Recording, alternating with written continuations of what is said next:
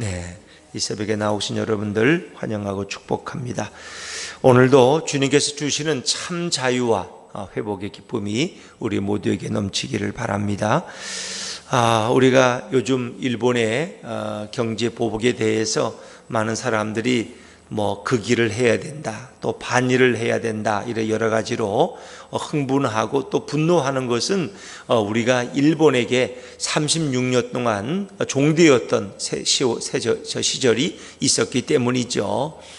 그 전에는 이제 늘 일본은 사실 우리보다 좀 수준이 떨어져서 문화도 떨어지고 또 공격적인 민족이기 때문에 먹을 것이 없어서 늘 섬나라하기 때문에 배를 가지고 외구라 그러죠. 외구 노략질을 했죠. 그래서 우리 부산이고 가까운 일본에서 가까운 곳에 늘 밤에 와가지고 여인들을 잡아가고 양식을 또 훔쳐가고 이런 일들이 주로 외구들이 하던 일들이었어요. 그러니까 워낙 일본 민족은 공격적인 습성을 가지고 있는 거예요. 그래서 그들이 오죽 했으면 우리 조선을 정복하고 중국까지 정복하려는 그런 꿈을 가지고 임진왜란을 일으켰던 걸 할 수 있죠. 그러나 우리는 사실은 백의 민족이라서 그런지 모르지만 다른 나라를 침략한 적이 없어요. 우리 민족이 배를 가지고 가서 남의 노략질하다든가 참 그런 것과는 우리 대한민국하고는 아주 비교가 되는 그런 대체적인 민족이 일본 민족인데, 또 일본 민족의 특징은 이렇게 개인적인 게 강해요. 그래서 남을 귀찮게 하지 않고, 그런데 사실 다른 민족은 굉장히 귀찮게 하는 민족이 일본 민족. 그래서 그들은 남에게 전도하지 않습니다. 왜 남을 귀찮게 하는, 자기가 믿고 싶으면 믿는 거지. 이런 개인 프라이버시를 또 존중하는 또 문화가 일본에는 있어요. 그래서 일본에서는 기독교가 잘 전달되지 않는, 또 그들이 섬기는 600만의 우상들 때문에, 귀신들 때문에 기독교 복음이 꼽히지 못한 그런 민족이 일본 민족인데, 하여튼 지금은 보면 그들은 우리가 6.25 전쟁을 치를 때 6.25 특수를 받았어요. 그래서 이 모든 전쟁 물자가 일본을 통해서 또 일본에서 공급됐기 때문에 엄청난 경제적 이득을 차지했어요. 일본이. 또 미군들이 일본에 주로 거주했기 때문에. 그래서 그들은 경제 번영을 이루었죠. 먼저 우리보다 많이 이루었죠. 그러나 지금은 이제 우리가 일본보다 앞서는 부분도 상당히 많습니다만은 아직도 일본이 우리보다는 엄청나게 경제적으로 발전한 나라죠. 세계 일본은 한 3위, 2위라고 얘기할 정도입니다. 그러나 우리의 경제력은 그저 12위에 불과한 거죠. 그러다 보니까 일본이 우리를 이제 힘들게 하려면은 이렇게 수출을 제한한다든가 규제 품목을 만든다든가 반도체를 만드는데 가장 중요한 불화수소 같은 걸 못 한게 하다든가 규석을 제거한 이런 천여 가지를 가지고 그들이 문제를 삼으면 우리는 굉장히 타격을 입는 건 사실이에요. 그러니까 우리 민족이 더 거기에 대해서 분노하고 이렇게 하는데, 왜? 우리는 종되었던 36년의 아픔이 있기 때문에, 우리 여인들이 정신대로 끌려가서 또 우리의 남편들이, 아들들이 이렇게 또 총알바지가 되고 탄광에 끌려가서 일생을 또 거기서 나오지 못하고 종살이를 했던 그런 기억을 가지고 있기 때문이라는 것입니다. 어찌 보면 참 지금은 우리가 8.15 이렇게 광복을 통해 자유한 민족이 됐지만 그런 아픔들이 우리에게는 아직도 남아있는데, 일본이 또 경제적으로 우리를 종속시키려고 할 때 우리에게는 또 그런 반일 감정이 일어날 수밖에 없는 거죠. 그래서 가장 가까우면서도 가장 먼 나라가 일본이다, 이렇게 생각하면 됩니다. 하여튼 참 묘한, 어떻게 그렇게 가까우면서도 그렇게 원수된 관계를 가지고 살아간 민족이 또 일본일까? 이건 참 델리케이트한 이런 일이라고 생각이 듭니다. 그러나 중요한 것은 이 노예라고 하는 것, 종이라고 하는 것은 매우 고통스러운 것입니다. 우리도 일제 36년, 또 유대 민족은 애굽에서 400년 동안의 종살이 경험을 가지고 있습니다. 우리가 로마 영화 같은 거 이렇게 보면은 이 노예는 영원한 노예입니다.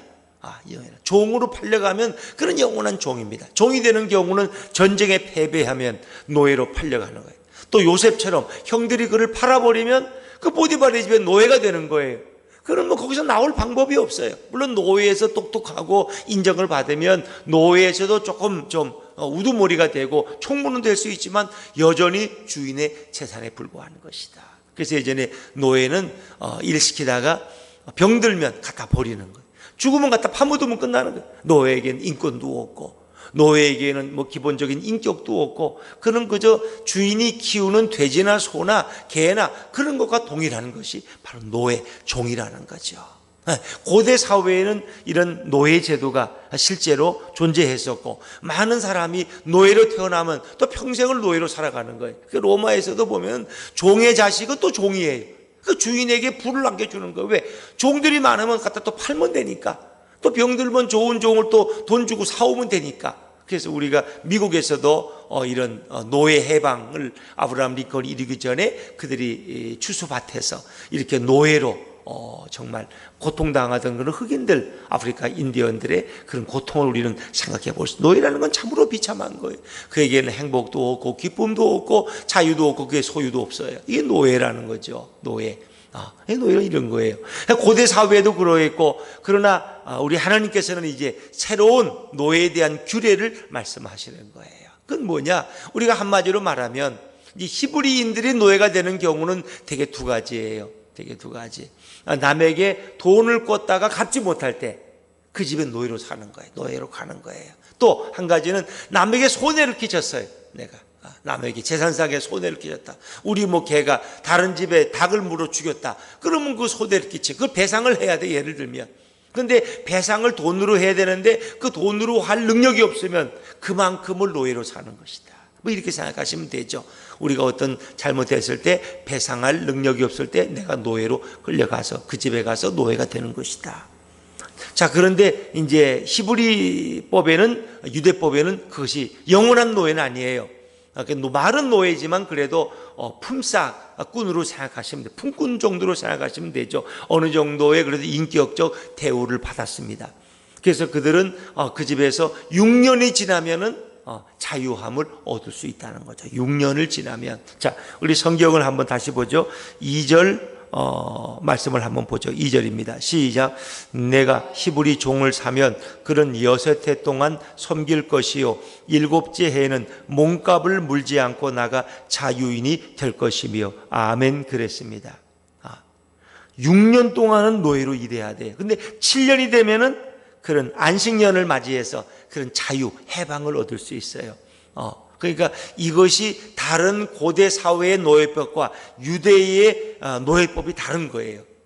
하나님께서 분명히 사람들이 남에게 잘못하면 그 값은 치르도록 했는데 6년이 되면은 7년째는 안식년이 되면은 자유함을 얻는다. 그래서 그런 안식일, 제7일째, 그 다음에 안식년, 그 다음에 안식년이 7번 하면 49년이에요. 7, 49. 그러나 거기 1년을 더하면 50년째를 희년이라고, 희년.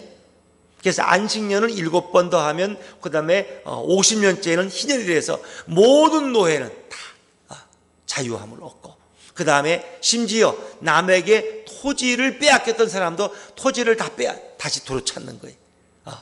내 토지를 남에게 뺏겼어요. 왜? 그에게 빚이 있어가지고 토지를 뺏겼다. 다시 50년째는 모든 토지도 다시 다 찾는 거예요. 그것이 바로 희년법이다 생각하시면 됩니다. 근데 이 희년이고 안식년법은 근본적으로 하나님께서 우리 인간에게 자유를 회복시키는 그런 의미를 아주 강하게 가지고 있는 거죠. 근데 6년째 이제 해방시킬 때도 몇 가지 조건이 있어요. 자, 3절, 4절 말씀입니다. 3절, 4절입니다. 시작. 만일 그가 탄신으로 왔으면 탄신으로 나갈 것이요 장가 들었으면 그의 아내도 그와 함께 나가려니와 만일 상전이 그에게 아내를 주어 그의 아내가 아들이나 딸을 낳았으면 그의 아내와 그의 자식들은 그는 단신으로 나갈 것이로되 아멘. 자, 6년 동안 종살이 했어요. 그러나 그가 7년째 나갈 때는 조건이 있어요. 그가 단신, 혼자 노예로 왔으면 혼자 나가면 돼요. 자유를 얻는 거예요. 그러나 만약 그가 가족과 함께 왔어요. 그럼 가족이 함께 나가는 거예요. 그 처자식들이 다 노예로 왔다가 다시 나가는. 그러나 만약 혼자 왔는데 주인이 그에게 여종을 붙여서 결혼을 시켜줬어요. 그리고 자녀를 낳았어요. 그런 경우는 어떻게 해요? 혼자 나가야 돼요. 왜? 여종은 주인의 소유이기 때문에. 그리고 종이 낳은 자식은 또 주인의 거예요. 그러니까 주인의 재산권도 보호를 해주는 거예요. 이런 것들. 그래서 요즘 뭐 자영업자들이 힘들다. 그러니까 이런 기본적인 최저임금을 보장하기 위해서 너무 많은 또 임금을 올리다 보니까 자영업자들이 너무 힘들어서 못해 먹겠다 해서 문 닫는 사람이 많다. 그러니까 이런 양쪽을 다 우리는 고려해야 돼요. 최소한의 노동력을 얻는 것도 정부는 물론 기본적으로 그것을 인정을 해줘야 되지만, 또 주인은 너무나 많은 노동력 대가를 치다 보니까 이 가게를 운영할 수 없어서 결국 문을 닫는다. 그 문을 닫으면 사람들은 일자리가 없으니까 또다시 실업이 또 반복되는, 그러니까 이 양측을 잘 조절하는 것이 하나의 정치인들의 지혜죠. 그래서 자영업자에게도 너무 부담은 주지 않고 또 일하는 사람도 어느 정도의 소득을 얻는 이런 것을 잘 균형을 이루는 것이 지혜인데, 너무 어떤 면으로 또 너무 한꺼번에 막 그냥 20%씩 올리다 보니까 이 자영업자들이 못해 먹겠다고 다 문 닫고 데모하고 이런 것은 조금 너무 좀 과도하지 않느냐. 그것을 좀 이렇게 점층적으로 해서 정부가 또 어느 정도 보조하면서 점층적으로 물어야 되는데, 너무 이번 정부 안에서 모든 걸 끝내려고 하니까 이게 과도한 것이 돼서 오히려 사회적으로 경제가 더 가라앉는, 침체되는, 그리고 실업률이 늘어나는 이런 뭔가 좀 잘못된 현상도 우리가 사실은 인정을, 그건 사실이거든요. 그래서 자영업자들이 너무 힘들어하고 도저히 뭐 벌어봤자 종업원들 월급도 못, 나는 가져갈 것도 없다는 거예요. 이런 비극적인 일들은 우리가 서로 양쪽의 소리를 다 듣고 지혜롭게 이렇게 해나가는 그런 좀 여유가, 좀 그런 기다림이 우리 정부에도 좀 필요하지 않나, 우리는 그런 생각을 좀 해봅니다. 자, 하여튼 어쨌든 주인의 재산권도 보장해주고, 그런 노예가 되었던 사람도 6년이 되면은, 지나면 7년째는 자유를 얻어서 해방되어서 자유의 몸으로, 자유인으로 살아갈 수 있는 법을 하나님은 그렇게 만드셨다는 거죠. 자, 그리고 또 여종들 같은 경우도 있어요. 여종의 같은 경우는 7절부터 11절까지 나오는데, 되게 여자를, 딸을 줄 때는 또 거기에 또 조건이 있어요. 자, 우리 7절 8절 말씀합니다. 7절 8절입니다 시작. 사람이 자기의 딸을 여종으로 팔았으면 그런 남종같이 나오지 못할지며, 만일 상전이 그를 기뻐하지 아니하여 상관하지 아니하면 그를 속량하게 할 것이나, 상전이 그 여자를 속인 것이 되었으니 외국인에게는 팔지 못할 것이요. 아멘. 이게 좀 표현이 죄송합니다만은 7절에 보면 사람이 자기의 딸을 여종으로 팔았으면 그는 남종같이 나오지 못할지며, 왜 남종같이 나오지 못할까? 8절에 보면은 상전이 그를 상관하지 아니하면, 되게 이게 이 참 고대 사회에서 여자분들이 당했던 고통이 있죠. 이 여성은 되게 그 부모가 이렇게 돈이 없으면 자기 딸을 팔아버리는 거예요, 남에게. 이 참 부끄러운 일이죠. 그러니까 우리 사회에서도 왜 그런 일이 있잖아요. 이렇게 자기 딸을 어떻게 보면 돈을 받고 그 집에 세컨드 첩으로 준다든가 이렇게 하는 경우 참 불행한 경우죠. 근데 고대 사회에는 이런 것이 있었던 것 같아요. 그래서 자기 딸을 여종으로 팔았으면 대개 그 집 주인의 부인이 되든가 되게 이제 첩이 되는 그런 조건으로 이렇게 파는 거죠. 근데 이 주인이 그 여종을 자기의 첩이나 부인으로 삼지 않았어요. 이런 경우는 그냥 그 여인은 7년째 되면은 나올 수가 있어요. 또 이런 경우, 그 주인이 자기 아들에게 이 여인을 또 부인으로 주면 며느리가 되는 거예요. 그런 경우도 그 집에서 그냥 사는 거예요. 왜? 그 정당한 대우를 받으며 살아가니까. 그런데 또 만약 상전이 이 자기에게 온 이 여종을 첩으로 삼지도 않고 부인으로 삼지도 않고 건드리지도 않고 그냥 뒀어요. 그냥 일만 시켰어요. 그래서 자기는 다른 사람에게 장가 갔어요. 이런 경우는 그 여종에게 상관하지 않지, 동침하지 않았지만 여기 보니까 또 조건이 있어요. 그럴 때는 그 여자에게 의복과 음식과 동침하는 것은 중단하면 안 된다. 그래서 자기 부인으로 삼진 않았지만 또 이런 그 여성에게 먹을 것과 음식과 또 그에게 어떤 이런 동침은 또 해야 된다. 이런 법인데 우리가 잘 이해하지 못하는 것이 하여튼 고대 사회에는 있었던 것 같아요. 근데 이 세 가지도 다 시행하지 않을 때는 이 여인도 속전을 내지 않고 거저 나가서 7년째는 자인이 된다는 이런 법. 그래서 이 7년째라고 하는 것은 어떤 안식년법에 노예가 자유를 얻는 것은 결국은 뭘 가리키느냐. 오늘 성경이 말하고자 하는 것은 예수님이 이 땅에 오셔서 우리를 영원한 죄와 굴레와 속박에서 자유케 하신다는 것이죠. 그래서 이런 것에 예표가 되는 것이에요. 우리를 모든 죄의 노예에서, 또 우리를 억압의 노예에서 진정 자유케 하실 수 있는 분은 예수 그리스도밖에 없다. 그것이 바로 복음이라는 거죠. 왜? 우리는 아담과 하와의 타락 후에 죄의 종이 되었거든요. 그리고 죽음의 종이 되고 저주의 굴레에서 우리는 속박되어 살아갔거든요. 비참한 삶을 살다 결국 지옥 가는 존재인데, 결국 예수님이 오셔서 우리를 모든 죄의 굴레에서 우리를 자유케 하셨다. 그러면 누군가 6년이 되든가 속전을 치러야 되는데 그 값을 누가 치렀느냐? 결국 예수님이 그 속전을 치르는 거죠. 그래서 십자가에서 우리 대신 자신의 생명을 내어주시고 또 우리 죄값을 지시고 그분이 십자가에 죽으심으로써 우리에게 자유와 해방을 주시는 분이 바로 예수님이다 하는 것을 오늘 이 출애굽에 나오는 히브리의 노예법은 말씀하고 있는 거죠. 근데 여기서 제일 중요하게 주목해야 될 부분이 있습니다. 자, 5절과 6절 부분입니다. 5절과 6절은 여러분 한번 더 주의 깊게 읽어보십니다. 5절 6절 시작. 만일 종이 분명히 말하기를 내가 상전과 내 처자를 사랑하니 나가서 자유인이 되지 않겠노라 하면 상전이 그를 데리고 재판장에게로 갈 것이요 또 그를 문이나 그곳에다 송곳으로 그의 귀를 뚫을 것이라. 그는 종신토록 그 상전을 섬기리라. 5절과 6절이죠. 자, 여기 보면 이제 7년이 돼서 나가야 돼요. 넌 자유다, 나가라. 근데 이제 이 종은 주인이 준 여종과 결혼을 해서 가정을 이루는데 주인도 너무 좋고 자기 아내도 너무 행복하고 자식들도 너무 귀여운데 자기가 혼자 나가면 자기 아내와 생이별을 해야 돼. 자식들과도 생이별을 해야 돼. 난 그러기 싫다. 우리 자식들하고 같이 살고 싶다. 여기서 그냥 우리 주인 잘 섬기면서 노예의 삶도 자식처럼 대하니까 행복하지 않느냐. 난 여기 살겠다. 그냥 먹여주고 입혀주고 그저 주인이 일 도와주는데 그렇게 원하는 종이 있다면 어떻게 해요? 그걸 주인에게 이야기하면 주인은 그를 데리고 상전이 그를 데리고 6절에 보니까 재판장이에요. 이 재판장은 누굽니까? 맨 아래 보면 누구라 그랬어요? 작은 1번이라고 재판장에 써있죠. 6절에 보니까 그 밑에 누구예요? 하나님이에요. 그 실제 법정의 재판장이 아니라 우리의 영원한 재판장이신 하나님 앞에 나아가는 거예요. 그래서 언약을 하는 거예요. 언약을 재판장으로 갈 것이요 또 그를 문이나 문설주 앞. 이 문이나 문설주, 옛날 문은 다 대문이거든요. 나무로 만든 문이에요. 그러니까 거기 송곳으로 가서 사람의 귀를 대고 귀를 뚫는 거예요. 귀를 뚫는 거예요.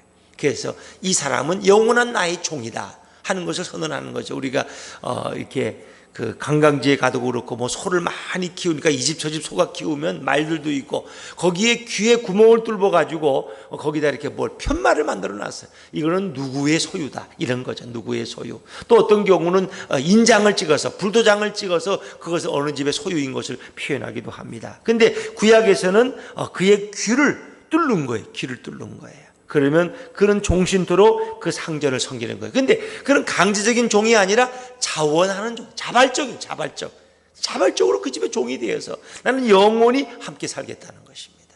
자, 여러분 이것이 무엇을 의미합니까? 이것을 어찌 보면 우리는 예수님을 믿는데 하나님께서 뭐라 했어요? 내가 너희를 값주고 샀다. 값주고 피값으로 우리를 사신 거예요.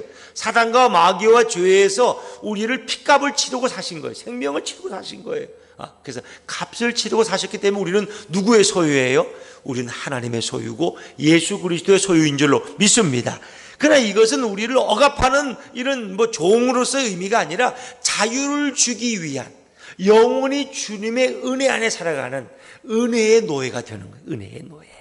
그래서 우리가 자유롭게 나는 그저 범죄도 하고 사탄의 종이 돼서 마음대로 그저 내 마음대로 살다가 지옥 가겠다 그런 게 아니라 우리 주님이 자기의 생명값을 치르고 피값을 치르고 우리를 사셨기 때문에 우리는 어찌 보면 주님의 의의 종이 되어서 이제는 예수님과 영원히 떨어질래야 떨어질 수 없는, 그래서 주님 안에서 기쁨을 누리고 행복을 누리고 감사하며 주님을 찬양하며 살아가는 영원한 믿음의 종, 의의 종이 된 줄로 믿으시기 바랍니다. 그래서 이거는 강제가 아니에요. 자발적으로. 여러분, 우리가 예수를 영접하는 건 강제가 아닙니다. 내 마음을 열고 주님을 내 구주로 영접하는 거예요. 내가 영접하지 않고 거부하면 어쩔 수 없는 거예요. 주님께서도 말씀하잖아요. 계시록 3장에 내가 와서 너희 문을 두드린다. 그러니까 내 음성을 듣고 문을 열면 내가 그래 들어가 그로 더불어 먹고 마신다. 그러나 그가 문을 열지 않고 거부하면 주님도 우리 마음에 들어올 수 없고 우리를 지배할 수 없는 거예요. 그래서 우리의 마음의 왕자의 지위를, 자리를 주님께 내어드리는 거예요. 주님이 이제부터 내 인생의 주인입니다. 내 영혼의 주인이 되십시오.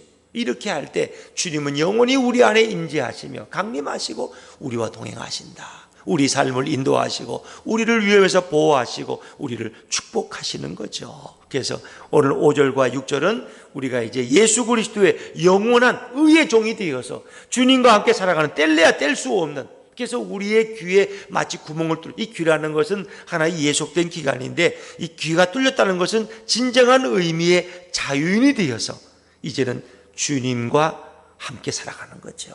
그래서 우리는 주님의 소유이기 때문에 사단 마귀가 우리를 건드릴 수가 없어요. 왜? 우리는 주님의 소유이기 때문에. 이거죠. 내가 너희를 핏값을 주고 샀다 하는 거죠. 만세전에 주님께서 우리를 예정하셨고 때가 되어서 값을 치르고 우리를 사셨다 하는 거죠. 우리는 주님 안에서 참 자유다. 그래서 우리는 다 주님의 소유라는 이런 선언이 있는데, 자, 우리 이사야서 43장 한번 찾아보실까요? 이사야서 43장입니다. 시간이 좀 갔지만 요것만 찾아보고 마치겠습니다.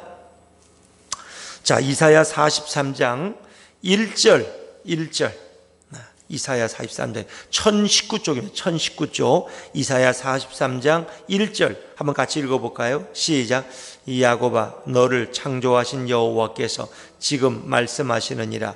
이스라엘아, 너를 지으신 이가 말씀하시느니라. 너는 두려워하지 말라. 내가 너를 구속하였고 내가 너를 지명하여 불렀나니 너는 내 것이라. 너는 누구의 것? 너는 내 것이라. 내가 너를 구속했다는 것은 속죄를 치르고 내가 너를 값을 치르고 샀다는 거예요. 우리의 빚을, 죄의 빚을 다 갚아줘. 예수님의 마지막, 내가 다 이루어 테텔레스타이, 내가 너의 모든 죄의 빚을 다 갚았다. 다 갚아. 너는 자유인이다. 그러나 너는 또 내가 값을 치르고 샀기 때문에 너는 내 것이라는 거예요. 그러면 주님의 소유가 된 우리를 주님이 함부로 대하느냐? 그렇지 않다는 거죠. 4절에 보니까, 43장 4절에 보니까 뭐예요? 우리가 주님 앞에 어떤 사람이에요? 내가 내 눈에 보배롭고 존귀하며 내가 너를 사랑하였은즉. 거기까지만 읽겠습니다. 우리는 주님 앞에 보배롭고 존귀한 존재예요. 주님이 우리를 사랑한다고 말씀하십니다. 우리는 주님의 영원한 소유가 되었다는 거죠. 이것이 바로 예수님을 믿고 자유를 받은, 구원을 받은 성도의 특권인 것입니다. 오늘도 예수님 안에서, 오늘도 예수님과 함께 동행하고 또 그분의 구원하심을 날마다 찬양하고 감사하는 저와 여러분의 하루가 되시기를 주의 이름으로 축원합니다. 기도하겠습니다.